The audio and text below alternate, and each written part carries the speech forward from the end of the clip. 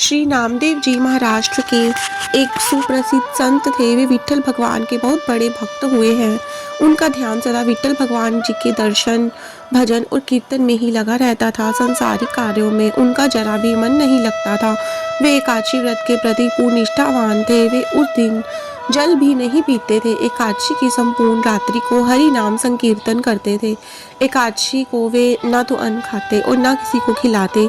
एक दिन एकादशी की रात्रि को वे हरि नाम संकीर्तन कर रहे थे। उनके साथ अनेकानेक भक्त भी संकीर्तन कर रहे थे। अचानक एक क्षीणकाय हड्डियों का ढांचा मात्र एक वृद्ध ब्राह्मण उनके द्वार पर आया और बोला, मैं अत्यंत भूखा हूँ, मुझे भोजन कराओ, अन्यथा मैं भूख के मारे मर जाऊंगा। श्री नामदेव जी बोले, मैं एकादशी को न अन्न खाता हूँ और न अन्न किसी और को खिलाता हूँ। अतः ब्राह्मण देवता, प्रातःकाल सूर्योदय का इंतजार करो, व्रत का पारण कर आपको पेट भर भोजन कराऊंगा। ब्राह्मण बोला, मुझे तो अभी ही भोजन चाहिए, मैं 120 वर्ष का बूढ़ा हूँ। एकादशी व्रत 8 वर्ष से लेकर 80 वर्ष तक के लोगों के लिए है।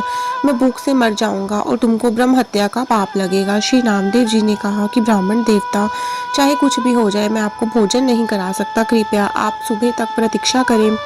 श्री नामदेव जी के ऐसे व्यवहार के प्रति अन्य ग्रामवासियों ने नामदेव जी को निष्ठुर कहा और ब्राह्मण को भोजन देना चाहा, परंतु ब्राह्मण ने भोजन लेने से इनकार कर दिया और कहा, यदि मैं भोजन ग्रहण करूंगा तो सिर्फ और सिर्फ नामदेव जी से ही करूंगा। श्री नामदेव जी ने जब ब्राह्मणों को भोजन ना दिया तो कुछ ही समय में उनके प्राण पखेरु उड़ गए।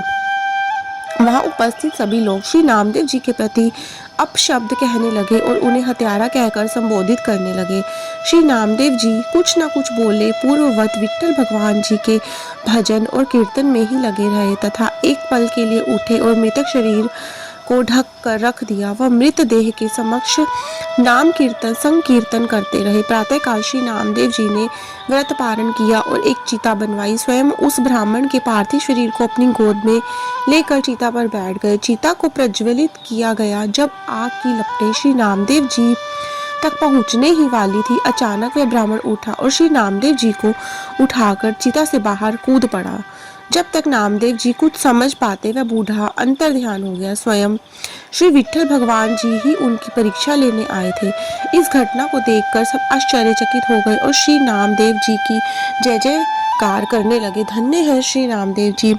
चित्त में प्रज्ञा का प्रकाश, ज्ञान का दीपक जले तभी श्री ठाकुर जी का निराकार स्वरूप दिखाई देता है। भगवत श्रवण से चित्त रूपी दीपक जलाने का प्रयास मानव को करना चाहिए। मानव को अज्ञानता से लड़ना चाहिए, मगर आलोचना और अज्ञानता पर चर्चा करके अपना समय बर्बाद नहीं करना चाहिए। जय श्री कृष्ण। राधे राधे।